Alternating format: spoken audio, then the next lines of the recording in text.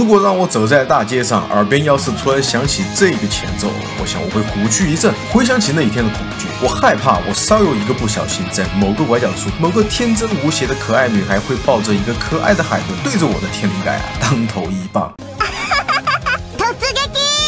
或者让我驶进狭窄的街道时，想起这个小曲儿，我想我会毫不犹豫的油门拉满，撞上前方的后墙，因为前方的道路被一股强大的宿命感淹没，3到4代家族的恩怨将在此刻终结啊！我撞破的不是一堵墙啊，是人类未来的光明与希望。如果我和朋友相遇大排档，店里传来这样的音乐，我想老板会变得非常的不幸，因为按照酒桌礼仪我们少有默契的互怼上4口小酒，而接下来要发生的事情不一定是谁的胜负，而是珍惜一位可敬的对手。即使我们酒后闹事都被关到了派出所，但这一场酣畅淋漓的战斗是值得敬仰的。不错啊，格斗游戏不仅仅是突破极限的成就感，还有每一个角色故事带给你的感染力。今天我们不聊某个角色而是以我的口味为大家分享街霸系列以来我最喜欢的5首角色曲，破例一次让大家走进我的内心世界。同时你们也可以分享你们最喜欢的音乐是哪一首。这次 Top 5我还是分个排名吧。首先第5名我会选择把这个名次留给街霸5的主人公拉希德身上。我很理解不少人都比较讨厌5代的拉希德，因为美术上并没有很招大家喜欢，而且当时强度也是属于非常全面的那一个角色。但如果是音乐的话，虽然有艾德独一无二的 rap 小曲可以分出上下，不过我还是喜欢这个非常洗脑的拉希德。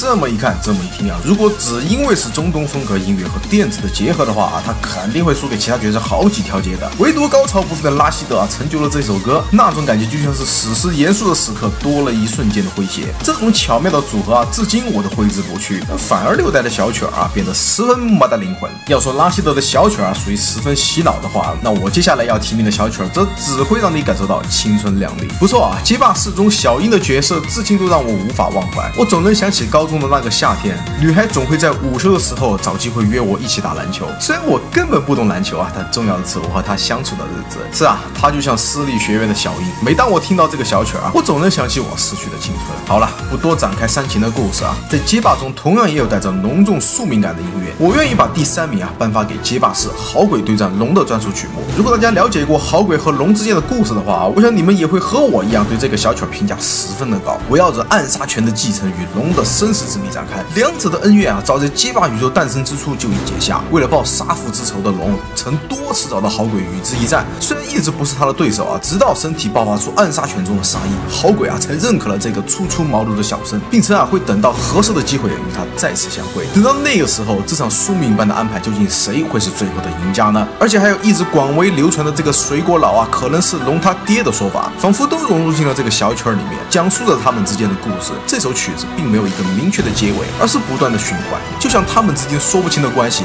和暗杀拳之间的博弈一样。龙和好鬼的故事会一直持续下去。那么接下来的第2名我愿称之为所有玩过和没玩过街霸的玩家都被刻进 DNA 的曲目，那就是来自街霸2中骨裂的角色曲。如果说当初街霸5啃的小曲在游戏区小火了一段时间，那么街霸2骨裂的小曲你总是能在不同的分区里不经意间的听到这个耳熟能详的节奏。这曲究竟有多经典，真的不需要我再多说任何一个字。好听洗脑的节奏复古怀旧的节拍，带着 America 的英雄旋律，还有激情高昂的史诗感氛围。我认为从1991年开始，骨裂的小曲就已经穿透了全世界的每一户人家里，说是真正的米国国歌也不为过。而且这一曲的作曲家也是世界上最有名的电子游戏女作家夏春洋子。只可惜的是，街霸6发售之后骨裂如此经典的曲目俨然变成了另一幅景象。现在的骨裂听起来或许更符合 Sonic Boom 的经典符号，但被替代掉的还有骨裂在所有人眼中的模样。如果你在大街上播放6代的小曲可能会有人觉得不错，但如果放的是2代的小曲我认为路人大概率会说，我日你们这个歌我晓得，就是那个拳皇里面的歌嘛，我二货。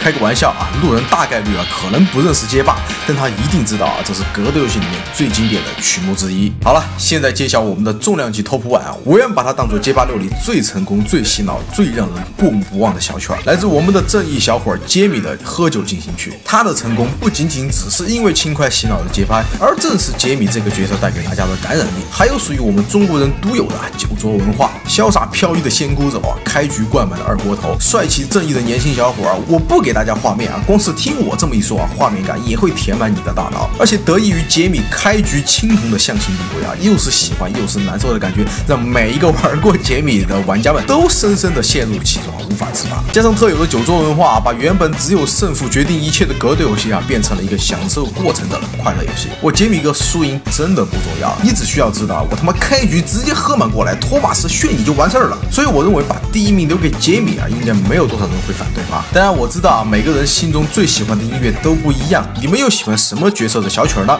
弹幕评论告诉我。那到了结尾稍微解释一下这期做的比较随意。最近也收到不少好哥哥的鼓励高创还是会继续做只不过这几天我有一个实验短片在忙，后面空了把之前的坑都填上好吧。那以上就是本期视频的全部内容了。看完之后各位好哥哥好姐姐千万不要忘了3连奖励一下干了好几天视频的我后面的高创内容依然会很精彩。我是秃头，一位草根艺术爱好者，我们下期再见 ，Adios。就让我逃离宿命的浪。